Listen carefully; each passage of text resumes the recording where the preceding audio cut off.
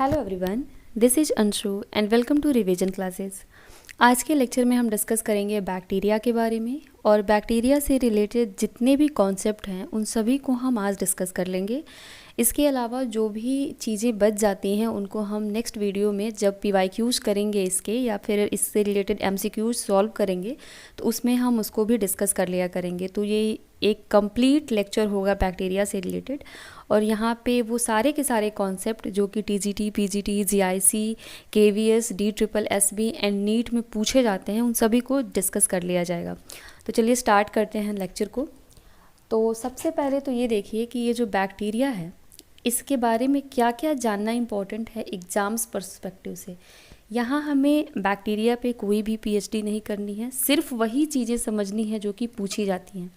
अब देखो सबसे पहले तो ये है कि बैक्टीरिया किसका मेंबर है। तो ये एक मोनेरा में पाया जाने वाला मोनेरा किंगडम जो है उसका एक मेंबर होता है और बैक्टीरिया मोनेरा में है और मोनेरा के सारे मेंबर्स को हम प्रोकैरियोट्स बोलते हैं। तो इसको हम बोल सकते हैं कि बैक्टीरिया एक प्रोकैरियोटिक ऑर्गेनिज्म है। अब फिर यहाँ पे एक वर्ड आया प्रोकैरियोट्स। तो यहाँ पे देखो हम प्रोकैरियोट्स का भी मतलब समझने की कोशिश करेंगे। प्रो का मतलब होता है प्रिमिटिव, प्रिमिटिव का मतलब पुराना, एकदम आद्य, पुराना जिसको बोलते हैं, और कैरियन का मतलब होता है न्यूक्लियस।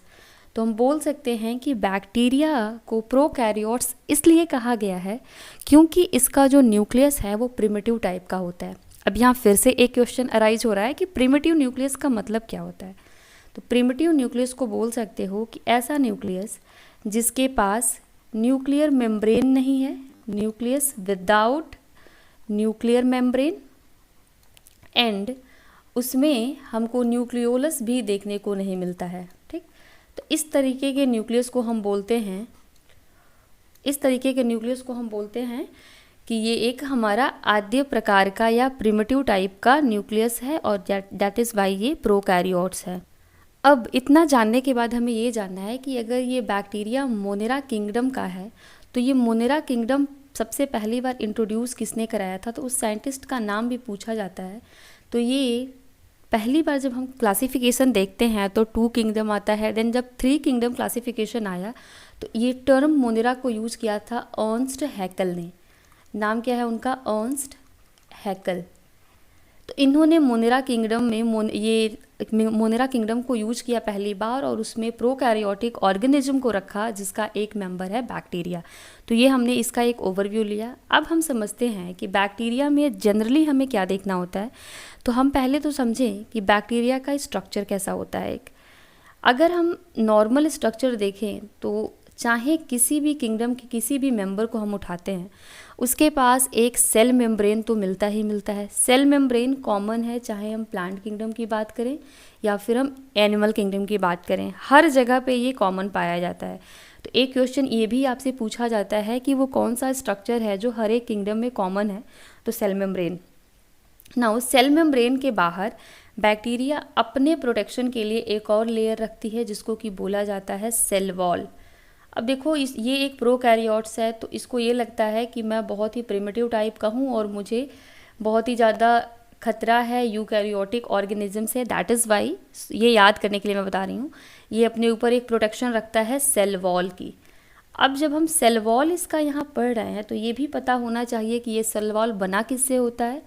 तो ये पेप्टाइडोग्लाइकन से बना होता है। नाम क्या है उसका? पेप्टाइडोग्लाइकन। इस पेप्टाइडोग्लाइकन को हम म्यूरिन भी बोलते हैं। क्या बोलते हैं इसको?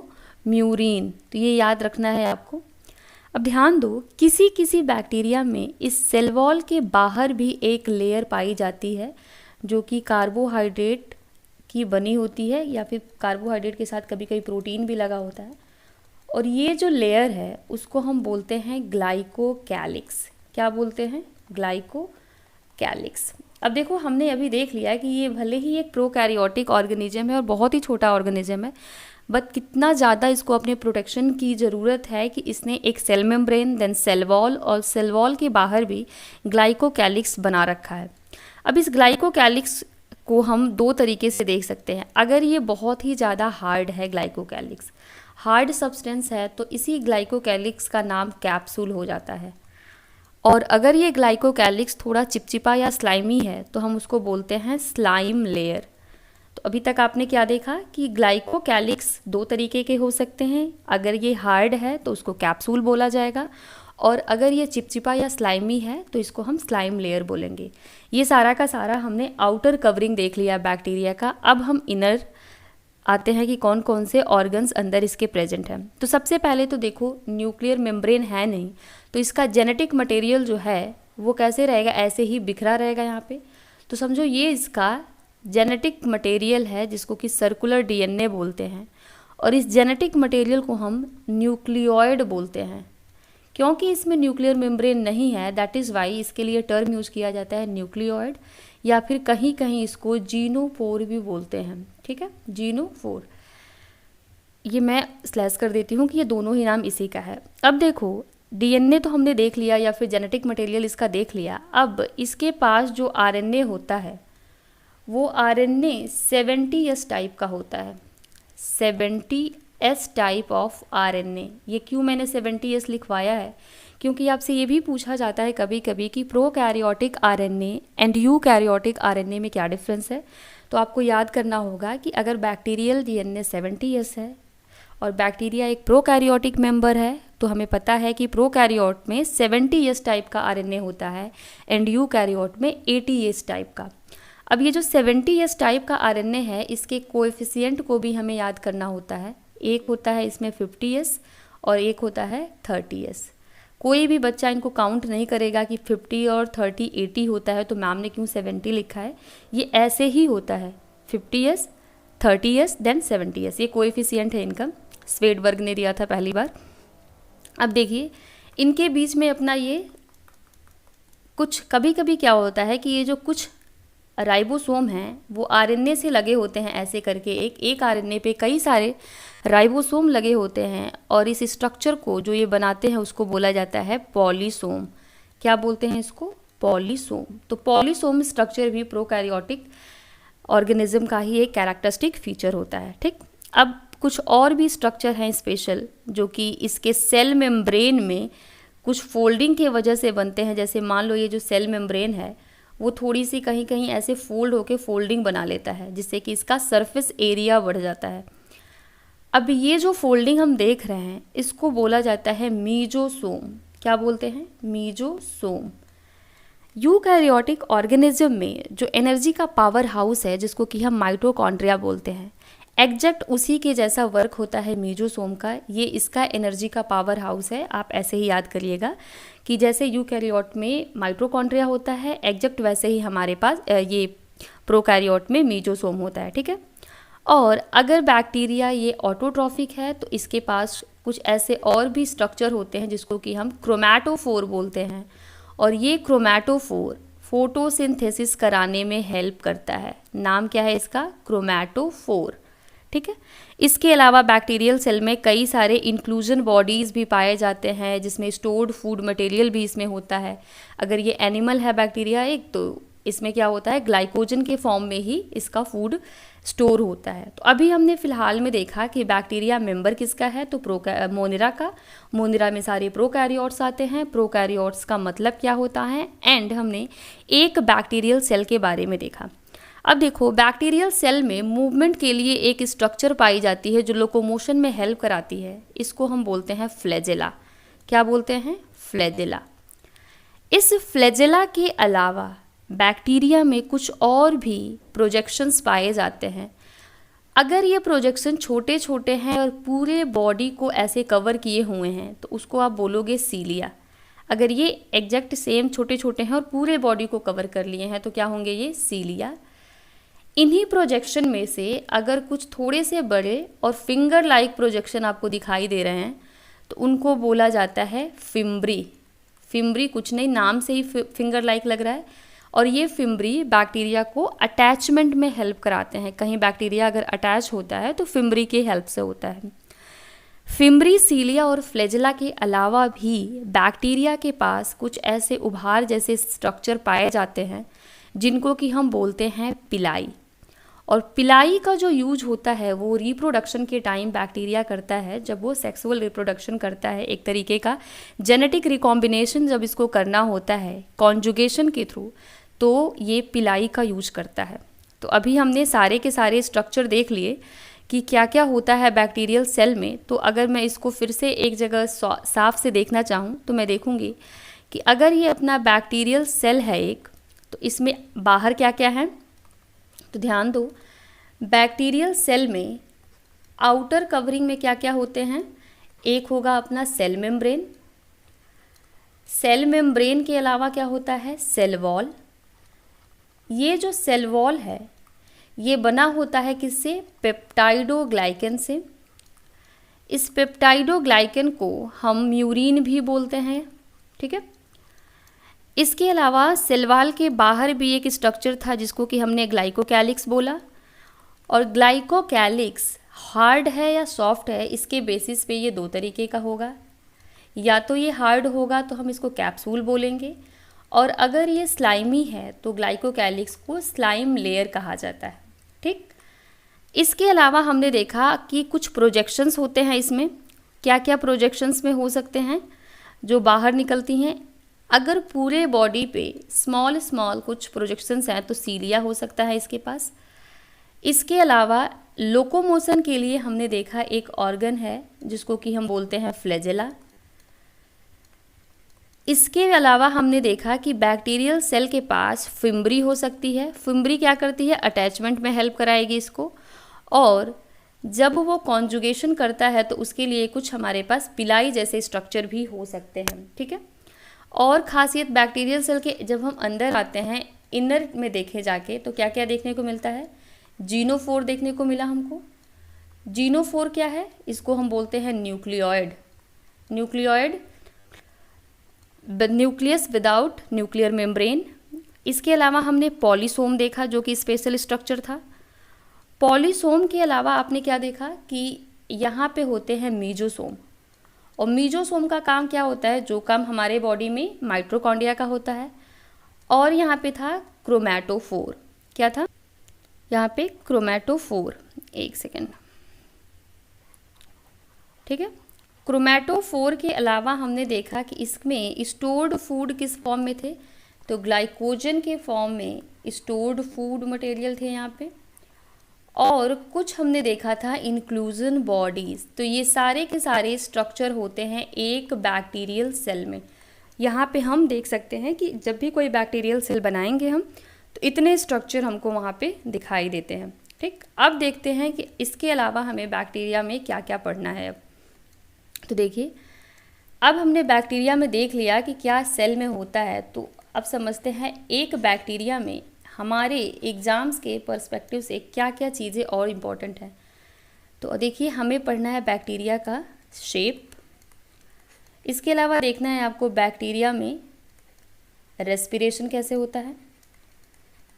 रेस्पिरेशन के अलावा आपको देखना है बैक्टीरिया में न्यूट्रिशन कैसे होता है।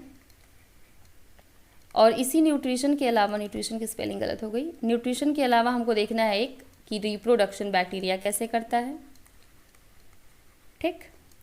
अब चलिए शेप को पहले शुरू करते हैं। सबसे पहले शेप से स्टार्ट करते हैं।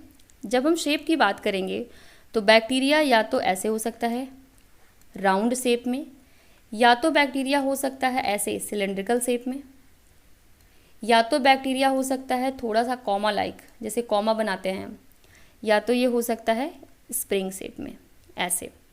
अब ध्यान दो, जो बैक्टीरिया राउंड शेप में होता है उसको बोलते हैं कोकस।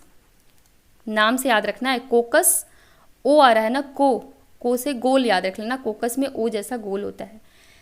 बेलन के आकार का होगा या फिर रॉड शेप होगा तो उसको बोलोगे बैसिलस, ठीक है।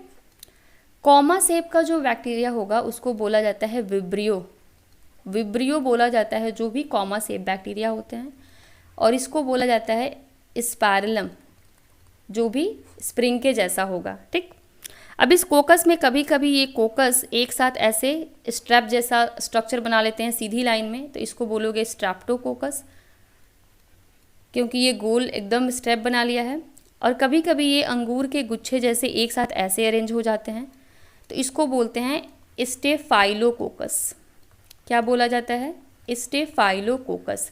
तो अभी तक हमने शेप देखा कि या तो ये राउंड शेप के होंगे तो कोकस बोलेंगे। ये राउंड शेप वाले दो तरीके का अरेंजमेंट कर सकते हैं, या तो स्ट्रेप बनाएंगे स्ट्रेप्टोकोकस, या तो ये गुच्छे जैसा स्ट्रक्चर बना लेंगे जिसको स्टेफाइलोकोकस कहा जाएगा।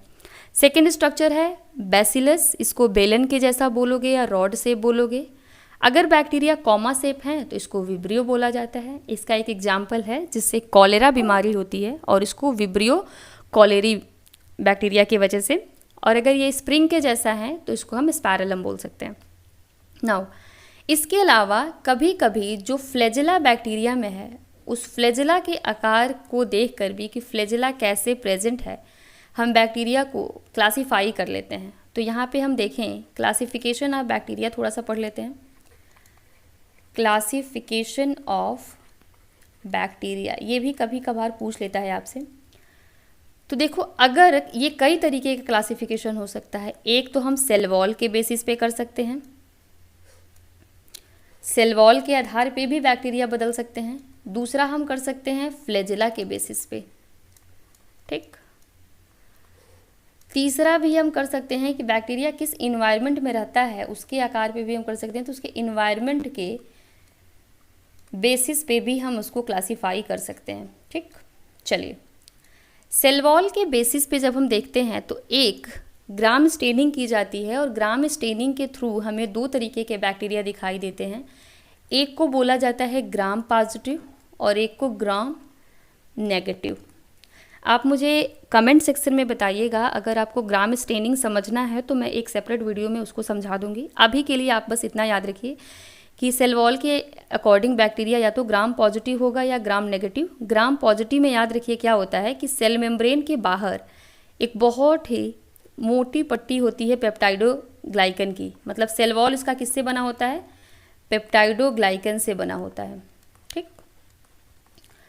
तो ये सेल वॉल अपना पेप्टाइडोग्लाइकन का हो गया। और जब हम ग्राम नेगेटिव की बात करते हैं तो इसके सेल मेम्ब्रेन के बाहर एक बहुत ही पतली पट्टी होती है पेप्टाइडोग्लाइकन की और इसका मैक्सिमम पार्ट जो सेल वॉल का होता है वो बना होता है लिपोपॉलीसैकेराइड से। किससे? लिपोपॉलीसैकेराइड। तो यही डिफरेंस होता है सेल वॉल के बेसिस पे। अगर ये प्रोसीजर पूरा आपको समझना है तो आप मुझे कमेंट सेक्शन में बताइएगा, मैं पूरा समझा दूंगी कि ग्राम स्टेनिंग क्या होता है। नाउ फ्लैजेला के बेसिस पे देखें तो बैक्टीरिया कई तरीके के हो सकते हैं। एक होता है अपना जिसके पास फ्लैजेला होगा ही नहीं, उसको बोलोगे एट्राइकस। उन बैक्टीरिया में फ्लैजेला होता ही नहीं है, दैट इज़ वाई उनमें लोकोमोशन भी नहीं होगा। जिनके पास फ्लैजेला होता है उसको बोला जाता है ट्राइकस। और ट्राइकस का मतलब फ्लैजेला से समझना, फ्लैजेला मतलब प्रेजेंट है और लोकोमोशन भी होगा। ये ट्राइकस वाले अब कई तरीके के हो सकते हैं जिनके पास फ्लैजेला है।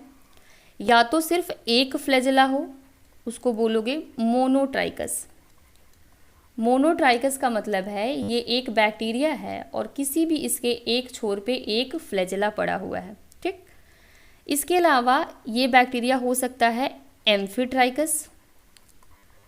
एम्फीट्राइकस का मतलब होता है जैसे एम्फीबियंस दो जगह रहते हैं ना, तो सेम एम्फीट्राइकस भी ऐसा बैक्टीरिया जिसके दोनों छोर पे एक एक फ्लैजेला होते हैं, दोनों सिरे पे। Now third one lophotrichous. Lophotrichous क्या होता है बेटा कि अगर किसी बैक्टीरिया के दोनों सिरे पे गुच्छे में पाए जाते हैं आपके फ्लैजेला, मतलब झुंड में कई सारे फ्लैजेला हैं, तो उसको बोलोगे लोफोट्राइकस, ठीक। एक होता है सिफेलोट्राइकस। सिफेलोट्राइकस सिफेलोट्राइकस में क्या होता है कि बैक्टीरिया के एक सिरे पे गुच्छे में फ्लैजेला पाए जाते हैं। तो हमने देखा कि बैक्टीरिया में फ्लैजेला के बेसिस पे ये चार तरीके हो सकते हैं। इसके अलावा एक और केस बनता है जिसको कि पेरीट्राइकस कहा जाता है। और पेरीट्राइकस में बेटा क्या होता है कि इस बैक्टीरिया के पूरे बॉडी पे फ्लैजेला पड़े होते हैं ऐसे, तो इसको बोलोगे पेरीट्राइकस। तो यहाँ हमने monotrichous, amphitrichous, lophotrichous, cephalotrichous and peritrichous सबको समझा। एट्राइकस का मतलब नो फ्लैजेला, इसमें फ्लैजेला ही नहीं होता है। अब अगर हम देखें इन्वायरमेंट के बेसिस पे कि कुछ बैक्टीरिया नॉर्मल इन्वायरमेंट में ग्रो करते हैं और कुछ बहुत ही ज़्यादा एक्सट्रीम इन्वायरमेंट में, तो जो बैक्टीरिया एक्सट्रीम इन्वायरमेंट में ग्रो करते हैं उनको बोला जाता है आर्की बैक्टीरिया। क्या बोलते हैं बेटा? Archie bacteria. और जो नॉर्मल इन्वायरमेंट में है उनको क्या बोल दोगे? You bacteria. अभी हमने देखा कि बैक्टीरिया को हम यू बैक्टीरिया और आर्की बैक्टीरिया दो तरीके से डिवाइड कर सकते हैं। अब थोड़ा सा हम यू बैक्टीरिया और आर्की बैक्टीरिया को भी समझ लेते हैं। तो ध्यान दो, अगर ये यू बैक्टीरिया इधर है एक, और यहाँ पे क्या है? Archie bacteria. तो आर्की बैक्टीरिया को मैंने बोला कि ये एक्सट्रीम इन्वायरमेंट में रहते हैं, दैट इज़ वाई इनको हम बोलते हैं एक्सट्रीमोफाइल्स। आपसे पूछा जाएगा एग्जाम में कि एक्सट्रीमोफाइल्स क्या होते हैं, तो आपको लगाना है कि ये आर्की बैक्टीरिया को बोला जाता है। अब ये एक्सट्रीमोफाइल्स हैं और इनको हम 3 कैटेगरीज को पढ़ते हैं। इनको 3 पार्ट में डिवाइड किया गया है फिर से। एक होता है जिसको बोला जाता है हेलोफाइल्स। अब देखो हेलोफाइल्स में क्या होगा कि हेलो का मतलब होता है सॉल्टी। हेलोफाइल्स, एक सेकेंड। हेलोफाइल्स बहुत ही ज़्यादा सॉल्ट वाला जो एरिया रहेगा वहाँ पे ये बैक्टीरिया ग्रो करते हैं, मतलब सॉल्ट का कंसंट्रेशन बहुत ज़्यादा हाई है, वहाँ पे भी ये ग्रो कर लेंगे। दूसरा होता है थर्मो एसिडोफिलस। इनका नाम है थर्मो एसिडोफिलस, मतलब बहुत high temperature and high acidity, इस पे ये क्या करते हैं? सर्वाइव करते हैं। एसिडिटी भी हाई है और टेम्परेचर भी हाई है, वहाँ पे ये ग्रो कर सकते हैं। तीसरा होता है जिनको बोला जाता है मेथेनोजेंस। ये जनरली जितने भी मेथेन हम देखते हैं ये इन्हीं से जनरेट होते हैं। मेथेनोजेंस मेथेन प्रोड्यूसिंग बैक्टीरिया होते हैं और ये स्टमक ऑफ रूमिनेंट्स जो कि कैटल्स हैं उनके स्टमक में भी पाए जाते हैं और मार्सी एरिया में जनरली ये पाए जाते हैं। तो ये था आर्की बैक्टीरिया के बारे में, ये बहुत जिनको कि हम एक्सट्रीमोफाइल्स बोलते हैं। अब यू बैक्टीरिया में देखें तो ये जितने भी हम लोग बैक्टीरिया जनरली पढ़ते हैं, जिसमें कि कुछ आते हैं अपने हार्मफुल बैक्टीरिया और कुछ आते हैं बेनिफिशियल बैक्टीरिया। तो देखो बेनिफिशियल बैक्टीरिया में कौन कौन से हैं, यहाँ से क्वेश्चन बनते हैं। बेनिफिशियल बैक्टीरिया, मान लो आपने मिल्क लिया और मिल्क से आपने कर्ड बनाया, तो ये आपके लिए फ़ायदेमंद है ना। तो यहाँ पे एक बैक्टीरिया यूज होता है जिसको कि बोला जाता है लैक्टोबैसिलस। अब देखो बैसिलस है तो इसका शेप कैसा होगा? रॉड शेप होगा, और लैक्टो मतलब कि यहाँ पे लैक्टोज जो है उस पर वर्क करके ये मिल्क के कर्ड बना रहा है, तो लैक्टोबैसिलस मिल्क से कर्ड बनाया। कुछ बैक्टीरिया ऐसे होते हैं जिनसे अपने एंटीबायोटिक्स भी बनते हैं। इसके अलावा कुछ नाइट्रोजन फिक्सेशन में भी हेल्प करते हैं। नाइट्रोजन फिक्सिंग बैक्टीरिया, ये भी क्या है? अपने लिए बेनिफिशियल हैं। क्यों? क्योंकि ये नाइट्रोजन को फिक्स करते हैं जिनसे कि प्लांट्स इसको यूटिलाइज कर सकें। तो नाइट्रोजन फिक्सिंग बैक्टीरिया में जैसे आ गया नाइट्रोसोमोनास भी आ जाएगा, नाइट्रोसोमोनास। इसके अलावा अपने राइजोबियम जो कि बहुत ही पॉपुलर एग्जाम्पल है इसका, राइजोबियम, ये सारे के सारे नाइट्रोजन फिक्सिंग बैक्टीरिया में आएंगे। इसके अलावा नाइट्रोकोकस भी है, और भी बैक्टीरिया हैं जैसे कि एजिटोबैक्टर हो गया, ये सभी के सभी नाइट्रोजन फिक्सिंग बैक्टीरिया हैं। हार्मफुल में क्या आएगा? जितने भी बैक्टीरिया जिनसे कि डिजीज़ होती है, डिजीज़ कॉजिंग बैक्टीरिया जितने भी हैं वो सभी के सभी आएंगे हार्मफुल बैक्टीरिया में। अब जैसे मान लो हमने पढ़ा अभी कॉलेरा, कॉलेरा किससे होता है? विब्रियो कॉलेरी से, तो ये अपने लिए क्या है? हार्मफुल है ना, विब्रियो कॉलेरी। ठीक। इसके अलावा टाइफॉइड होता है साल्मोनेला टाइफी से, साल्मोनेला टाइफी, इससे क्या होता है? टाइफॉइड। इसी तरीके से और भी बहुत से बैक्टीरिया हैं जिनसे डिजीज़ होती हैं, और ये सभी हार्मफुल बैक्टीरिया यू बैक्टीरिया की कैटेगरी में ही आते हैं जिनको जनरली हम पढ़ा करते हैं। तो इस तरीके से हमने बैक्टीरिया का क्लासिफिकेशन भी देखा कि किस तरीके से फ्लैजेला के बेसिस पे, सेल वॉल के बेसिस पे और उनके इन्वायरमेंट के बेसिस पे भी हम उनको कैटेगराइज कर सकते हैं। अब हम देखते हैं कि जो बैक्टीरिया है उसके अंदर न्यूट्रिशन कैसे होता है। ठीक, तो न्यूट्रिशन को एक बार समझ लेते हैं। वैसे तो आपके सारे क्वेश्चंस जो टीजीटी और पीजीटी में आते हैं वो यहीं से सॉल्व हो जाएंगे, बट स्टिल हम न्यूट्रिशन को देखते हैं। न्यूट्रिशन में कुछ ही चीज़ें इंपॉर्टेंट हैं कि जो बैक्टीरिया है वो सबसे डाइवर्स न्यूट्रिशन शो करता है, क्योंकि जब अपना अर्थ बना उस समय सबसे पहले जो ऑर्गेनिज्म आए वो बैक्टीरिया लाइक ऑर्गेनिज्म ही थे। तो इसमें हम देखते हैं कि न्यूट्रिशन में या तो ये कैसे होंगे, ऑटोट्रॉफिक होंगे। ऑटोट्रॉफिक होंगे तो ये अपना फूड खुद ही बना लेंगे, या तो ये होंगे बेटा हेटेरोट्रॉफिक। हेटेरोट्रॉफिक का मतलब परपोषी होंगे। परपोषी होने का मतलब ये अपने लिए, अपने फूड के लिए किसी और पे क्या है, डिपेंडेंट हैं। ऑटोट्रॉफिक हैं तो दो तरीके के हो सकते हैं, या तो ये होंगे फोटोसिंथेटिक, मतलब कि सनलाइट का यूज करके खाना बनाएंगे, या तो ये होंगे कीमोसिंथेटिक। कीमोसिंथेटिक होने का मतलब है सिंथेटिक, किसी केमिकल को तोड़ेंगे, केमिकल को तोड़ने के बाद जो एनर्जी लिबरेट होगी या रिलीज होगी उसका यूज करके ये क्या करेंगे, अपना खाना बनाएंगे। हेटेरोट्रॉफिक डिजीज कॉजिंग जो हो गए, जो बीमारी कर रहे हैं, तो डिजीज कॉजिंग वाले हो गए, अपने फूड के लिए दूसरे पे डिपेंडेंट है ना, इनको हम पैरासिटिक भी बोल सकते हैं। पैरासिटिक जितने बैक्टीरिया होंगे वो सब कहाँ आएंगे, हेटेरोट्रॉपिक में आएंगे। अब देखो सिंथेटिक जो हैं उसमें भी दो तरीके के हो सकते हैं, या तो ये ऑक्सीजेनिक होंगे।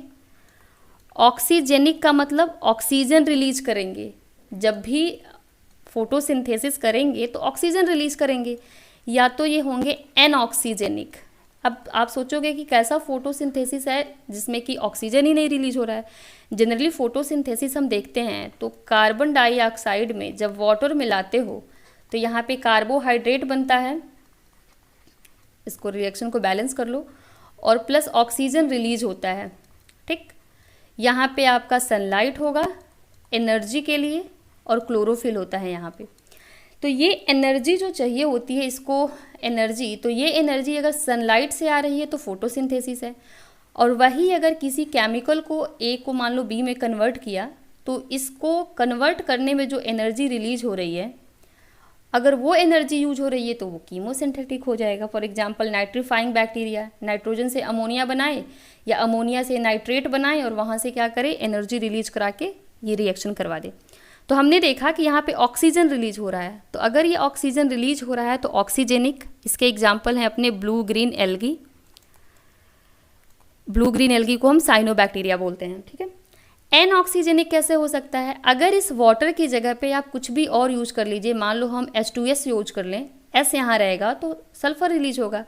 तो इसमें एग्जाम्पल आता है ग्रीन सल्फर बैक्टीरिया का, ये नाम आप याद कर लेना, ग्रीन सल्फर बैक्टीरिया एनऑक्सीजेनिक हो गया। तो अभी तक हमने बैक्टीरिया में न्यूट्रिशन पूरा समझ लिया कि ऑटोट्रॉफिक, हेटेरोट्रॉफिक, ऑटो में भी दो तरीके का, और इसमें ऑक्सीजेनिक कौन करता है और एनऑक्सीजेनिक कौन करता है। ठीक है, अब हम समझने की कोशिश करेंगे कि रेस्पिरेशन कैसे होता है इसके में। ठीक, चलिए बैक्टीरियल रेस्पिरेशन को देखते हैं, बहुत ही इजी ये भी है। ये जो बैक्टीरिया है उसमें अगर रेस्पिरेशन को देखो तो वो भी दो तरीके का हो सकता है, या तो ये ऑक्सीजन के प्रेजेंस में करेगा, ऑक्सीजन के प्रेजेंस में करेगा, या ऑक्सीजन के एब्सेंस में करेगा। अगर ऑक्सीजन के प्रेजेंस में होगा तो कैसा होगा, एरोबिक होगा। एयर है, एयर चाहिए, ऑक्सीजन चाहिए। ऑक्सीजन के एब्सेंस में करेगा तो एनएरोबिक होगा। ठीक, कुछ टर्म्स आते हैं इसमें। अब एरोबिक में या तो ये ऑब्लिगेट होगा, ऑब्लिगेट एरोबिक, मतलब कि ऑब्लिगेट होने का मतलब है कि कोई और ऑप्शन नहीं है, इसको ऑक्सीजन चाहिए ही चाहिए। विदाउट ऑक्सीजन ये मर जाएगा मगर कहीं और जाके सरवाइव नहीं कर पाएगा। ऑब्लिगेट होना मतलब एकदम मजबूर है वो ऑक्सीजन के लिए। या तो ये होगा फैकल्टेटिव, फैकल्टेटिव एनारोब। तो देखो आप कहोगे कि अभी मैम एरोबिक पढ़ा रही है मगर आपने एनारोबिक क्यों रखा है। तो फैकल्टेटिव का मतलब होता है कि आपकी मर्जी के हिसाब से काम करेगा, है तो एरोबिक। और अगर ऑब्लिगेट है तो कोई चांस ही नहीं है, एकदम 100% लॉयल है ऑक्सीजन के लिए। विदाउट ऑक्सीजन मर जाएगा ये, एकदम इसको ऑक्सीजन चाहिए ही चाहिए। बट अगर ये फैकल्टेटिव एनारोब है मगर इसका मतलब है कि इसके पास मर्जी है कि अगर ऑक्सीजन नहीं है तो वो एज एनारोब बिहेव करके जी लेगा, मतलब कि कभी कभी बिना ऑक्सीजन के भी काम चला लेगा ये, अगर ऑक्सीजन नहीं है तो तो यही होता है फैकल्टेटिव होने का मतलब। नाउ नेक्स्ट देखते हैं कि अगर ऑक्सीजन के एब्सेंस में हो रहा है रेस्पिरेशन तो उसको बोला जाता है एनारोबिक रेस्पिरेशन। ये भी दो तरीके का होगा, एक होगा ऑब्लिगेट एनआरोबिक और एक होगा फैकल्टेटिव एरोबिक। जब भी फैकल्टेटिव लगाना तो जो टर्म लिखना वो इसका अपोजिट लिखना, क्योंकि मनमर्जी जब आपकी आएगी तो ऐसा नहीं आप दूसरे के जैसा ही बिहेव करोगे। तो ऑब्लिगेट एनारोब का मतलब होगा कि ये थोड़ा सा भी अगर इसको ऑक्सीजन मिल गया तो ये मर जाएगा। ये इतना लॉयल है कि ये बोल दिया है कि मैं सिर्फ और सिर्फ बिना ऑक्सीजन वाले जगह पे ही जिंदा रहूँगा। एनारोबिक, वो भी एकदम ऑब्लिगेट वाले। फैकल्टेटिव एनारोब बोलता है कि चलो ठीक है, जब तक ऑक्सीजन नहीं है तब तक भी मैं जी रहा हूँ, और अगर बाई चांस कहीं से ऑक्सीजन आ जाता है तभी भी मैं मरूंगा नहीं, इतना ज़्यादा लॉयल नहीं हूँ। अगर ऑक्सीजन कहीं से आ जाए तभी भी मैं क्या करूँगा, जी सकता हूँ, मैं फैकल्टेटिव एरोब हूँ। तो ये है अपना टोटल बैक्टीरियल रेस्पिरेशन के बारे में। अब अपना एक टॉपिक और बचा है जो कि है बैक्टीरिया में रिप्रोडक्शन। थोड़ा सा उसको भी देख लेते हैं, एग्जाम्स पर्सपेक्टिव से क्या क्या पूछा जाता है सिर्फ उतना ही समझेंगे।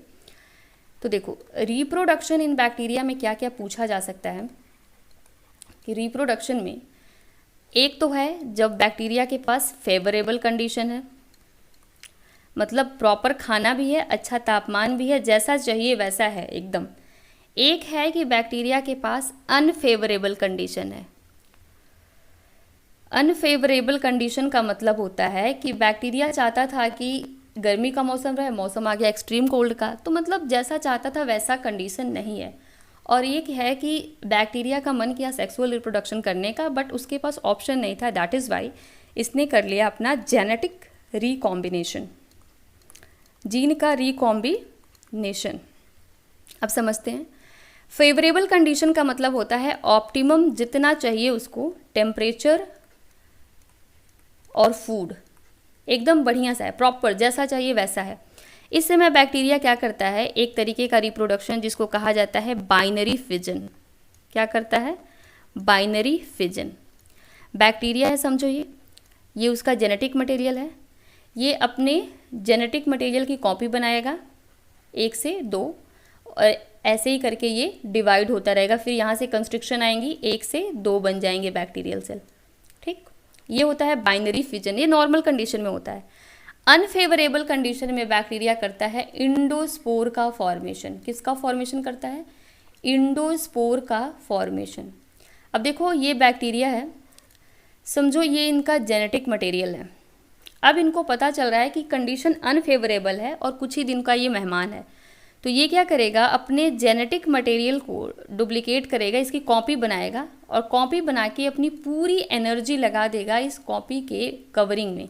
मतलब ये जो बैक्टीरिया ने कॉपी बनाया है जेनेटिक मटेरियल वाला, अब इसकी एक बहुत ही मोटी ये क्या करेगा, कवरिंग बनाएगा इसके चारों तरफ, और इसी को बोला जाता है endospore. After some time condition चूँकि अनफेवरेबल है, बैक्टीरिया मर जाएगा, मगर जो इसका इंडोस्पोर है वो एक कवरिंग के अंदर है, तो ये कई दिनों तक या कई सालों तक यूं ही सुरक्षित पड़ा रहेगा। और जब फिर से कंडीशन फेवरेबल आएगी तो ये क्या करेगा, अपना फिर से ग्रोथ करना स्टार्ट करा देगा। तो ये था इंडोस्पोर फॉर्मेशन। और एक हमने देखा यहाँ पे फेवरेबल कंडीशन में बाइनरी फिजन के थ्रू रिप्रोडक्शन। जेनेटिक रिकॉम्बिनेशन में 3 प्रोसेस हो सकते हैं, एक होता है ट्रांसफॉर्मेशन, एक होता है कॉन्जुगेशन, और एक होता है बेटा ट्रांसडक्शन। ये लास्ट टॉपिक है। अब हम इन्हीं तीनों को हमें समझना है कि क्या होता है ट्रांसफॉर्मेशन, क्या होता है कॉन्जुगेशन एंड क्या होता है ट्रांसडक्शन। तो समझते हैं बहुत ही छोटे तरीके से। समझो ये एक बैक्टीरिया है, इस बैक्टीरिया का ये क्या है, जेनेटिक मटेरियल है। अब इसका समझो ये बैक्टीरिया मैं ऐसे बना रही हूँ, बैक्टीरिया का ये जेनेटिक मटेरियल है और ये लिक्विड मीडियम है कोई। कुछ ऐसा हुआ कि बैक्टीरिया की डेथ हो गई, और इसके डेथ होने के बाद ये इसका सेल टूटा और इसका जेनेटिक मटेरियल क्या हो गया, ऐसे बाहर आ गया। मगर इसी मीडियम में एक और ऐसे बैक्टीरिया पड़ा हुआ था जिसका जेनेटिक मटेरियल ये है। अब ये बैक्टीरिया 2 है, ये 1 है। इसके पास ये टेंडेंसी है कि वो अपने इन्वायरमेंट में पड़े हुए जेनेटिक मटेरियल को अपने बॉडी में ले लेता है। तो ये जब इसको ले लेगा तो फिर से ये कैसा बन जाएगा, ऐसे हो जाएगा ना। तो अभी तक इसके पास अपना जेनेटिक मटेरियल था, बट इसने इसको भी ले लिया, तो अब ये ट्रांसफॉर्म्ड हो गया है। और ट्रांसफॉर्म्ड होने की वजह से हम इस प्रोसेस को बोलते हैं ट्रांसफॉर्मेशन, जिसमें बैक्टीरिया अपने सराउंडिंग में पड़े हुए जेनेटिक मटेरियल को अब इनटेक कर लेता है और खुद को ट्रांसफॉर्म कर देता है। ठीक, तो ये हो गया पहला प्रोसेस जिसको कि बोलते हैं ट्रांसफॉर्मेशन। नाउ अब हम देखते हैं एक ट्रांसडक्शन को भी समझ लेते हैं। ये अपना बैक्टीरिया था जिसका जेनेटिक मटेरियल ये है, इसको एक बैक्टीरियोफेज अटैक कर रहा है। ट्रांसडक्शन में याद रखना है कि हमेशा इसमें ट्रांसफ़र होता है बैक्टीरियोफेज के हेल्प से। जब ये इसको इन्फेक्ट कर रहा है तो क्या कर रहा है वो, कि कलम ही गलत चूज़ कर लिया मैंने, एक सेकंड, कि ये है बैक्टीरिया का जेनेटिक मटेरियल, और तभी जब ये इन्फेक्ट किया है तो अपना भी जेनेटिक मटेरियल इनके बॉडी में डाल दिया है, और बाकी इसका स्ट्रक्चर ये पूरा बाहर ही रह गया है। सिर्फ जेनेटिक मटेरियल इनका वायरल, इसको डीएनए बोलेंगे क्योंकि ये एक वायरस है बैक्टीरियोफेज, इसने अपना डीएनए बैक्टीरियल सेल में डाल दिया। अब इसके बाद से ये क्या करेगा, अपनी इनका जो बैक्टीरिया का जो डीएनए है इसको तोड़ देगा। बैक्टीरियल डीएनए जो था इसको ये तोड़ देगा। इसके साथ ही साथ अपने डीएनए की कई कॉपी बना लेगा। कई सारी कॉपी बनाया, कॉपी बनाने के साथ साथ ये अपने पूरी बॉडी भी प्रोटीन सिंथेसिस करा के बना लेगा ऐसे ऐसे। ठीक, इधर इनका डीएनए टूटा हुआ है। अब इनके टूटे हुए डीएनए के साथ कोई भी डीएनए जो वायरस का था वो इनकॉर्पोरेट हो जाएगा और इसको अपने प्रोटीन सिंथेसिस करने के बाद अपने बॉडी में ले लेगा। अब जब इस बैक्टीरियल सेल की डेथ होगी और जो बैक्टीरियोफेज बाहर आएगा उसके पास कैसा डीएनए होगा, ऐसा डीएनए जिसमें कुछ पार्ट तो बैक्टीरियोफेज का है और कुछ डीएनए का पार्ट वो ले लिया है किसका, बैक्टीरिया का। अब देखो फर्दर ये एक तीसरे तरीके का एक और बैक्टीरिया है, नया वाला बैक्टीरिया। जब इस नए बैक्टीरिया को ये वाला बैक्टीरियोफेज इन्फेक्ट करेगा तो देखो इसके बॉडी में वो कौन सा जीन ला के डालेगा, देखिए इसके बॉडी में वो ऐसा जीन लाएगा जिसमें बैक्टीरियल जीन के साथ साथ उस वाले बैक्टीरिया का भी जीन है जो कि यहाँ पे था अपना। तो हमने देखा ना कि एक बैक्टीरिया का जीन दूसरे बैक्टीरिया के बॉडी में यहाँ पे आ गया है। देखो कैसे, इस बैक्टीरिया के बॉडी में जो ये नया वाला बैक्टीरिया था, इस बैक्टीरियोफेज ने वो वाला जीन ला दिया है जिसमें कि एक दूसरे बैक्टीरिया का, जो कि ये वाला बैक्टीरिया था, इसका भी जीन पड़ा हुआ है, जैसे ये रेड वाला। तो जीन का ट्रांसफ़र, बैक्टीरियल जीन यहाँ से यहाँ आ गया है। इट मीन्स कि जेनेटिक रिकॉम्बिनेशन हो गया है ना, बट ये रिकॉम्बिनेशन एक वायरस की हेल्प से हुआ है। दैट इज़ वाई इस प्रोसेस को हम बोलते हैं ट्रांसडक्शन, जहाँ पे एक बैक्टीरियल सेल का डीएनए दूसरी बैक्टीरियल सेल में एक वायरस की हेल्प से जाता है। वायरस की हेल्प से इनका डीएनए इस बैक्टीरिया के पास चला गया है, तो इसीलिए इसको बोलोगे ट्रांसडक्शन। अब हमारा तीसरा और लास्ट बचा हुआ है जो टाइप है जिसको कि हम कॉन्जुगेशन बोलते हैं। चलिए, कॉन्जुगेशन बहुत ही ईजी है। इसमें एक होता है बैक्टीरिया जिसको बोलते हैं F पॉजिटिव और एक बैक्टीरिया को बोलते हैं F नेगेटिव। अब समझो F पॉजिटिव F नेगेटिव क्या है। F पॉजिटिव ऐसा बैक्टीरिया है जिसमें उसके क्रोमोसोमल डीएनए के अलावा एक और डीएनए होता है जिसको कि हम F फैक्टर बोलते हैं। ये है समझो F फैक्टर, ठीक है। तो यहाँ पे हमने देखा F फैक्टर भी होता है। यहाँ पे इस पेन को चेंज कर देती हूँ, F फैक्टर। और दूसरा जो है उसके पास अपना क्रोमोसोमल डीएनए तो है बट कोई भी F फैक्टर नहीं है उसके पास, ठीक। अब इनके पास होता है एक स्पेशल स्ट्रक्चर जिसको कि पिलाई बोलते हैं। पिलाई का यूज हमने पढ़ा था ना, आउटर प्रोजेक्शन कुछ होते हैं बॉडी में। अब ये बैक्टीरिया अपने पिलाई के हेल्प से क्या करता है कि दूसरे वाले बैक्टीरिया को के साथ जुड़ के एक कॉन्जुगेशन ट्यूब बनाता है।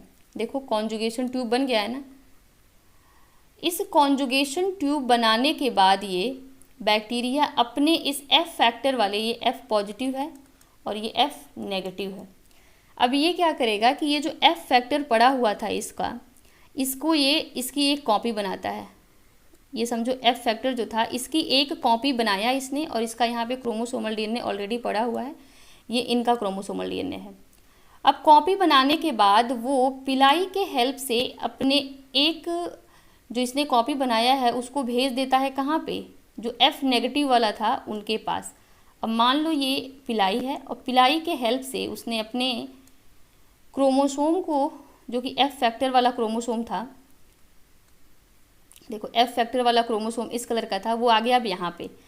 अदरवाइज इन लोगों का जो अपना क्रोमोसोमल डीएनए था वो तो यहाँ पे है ही। अब देखो जैसा इसका स्ट्रक्चर है वैसा इनका भी हो गया, तो F पॉजिटिव जैसे ही अपना F फैक्टर F नेगेटिव को भेजता है, ये भी F पॉजिटिव की तरह बिहेव करने लगते हैं। और हमने क्या देखा कि यहाँ F पॉजिटिव का एक जेनेटिक मटेरियल चला गया है F नेगेटिव में, तो ये हो गया एक जेनेटिक रिकॉम्बिनेशन, और ये प्रोसेस हुआ है एक कॉन्जुगेशन ट्यूब की मदद से। दैट इज़ वाई इसको हम बोलते हैं कॉन्जुगेशन। तो यहाँ पे क्या होता है कि कॉन्जुगेशन ट्यूब की हेल्प से डोनर बैक्टीरिया रेसिपिएंट बैक्टीरिया को अपना F फैक्टर ट्रांसफ़र करता है, और चूंकि यह पूरी प्रोसेस कॉन्जुगेशन ट्यूब के हेल्प से हुई है, दैट इज़ वाई इसको हम कॉन्जुगेशन बोलते हैं। तो अभी तक हमने बैक्टीरिया का ये पूरा लेक्चर समझ लिया। अब इसमें एक टर्म और पूछता है आपसे कि माइकोप्लाज्मा क्या होता है, जो कि एक शॉर्ट नोट में पूछता है। रिप्रोडक्शन खत्म हो गया बेटा।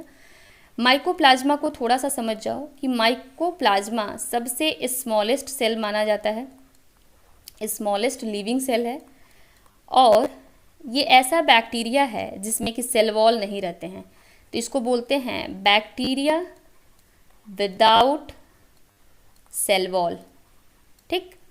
और इसी का नाम होता है PPLO, प्लूरोनिमोनिया लाइक ऑर्गेनिज्म। ये है माइकोप्लाज्मा के बारे में एक लाइन, बस इतने से ही क्वेश्चन आपका बन जाएगा। तो ये कंप्लीट लेक्चर हमने कंप्लीट कर लिया है पूरा एक बैक्टीरिया से रिलेटेड, और इसके अलावा अब जो भी चीज़ें छूट गई होंगी वो हम MCQs में सॉल्व कर लेंगे। So thank you for watching and yes, इस चैनल को लाइक करिए, सब्सक्राइब करिए, और जो भी आपके डाउट हैं उनको कमेंट सेक्शन में ज़रूर पूछा करिए। Thank you.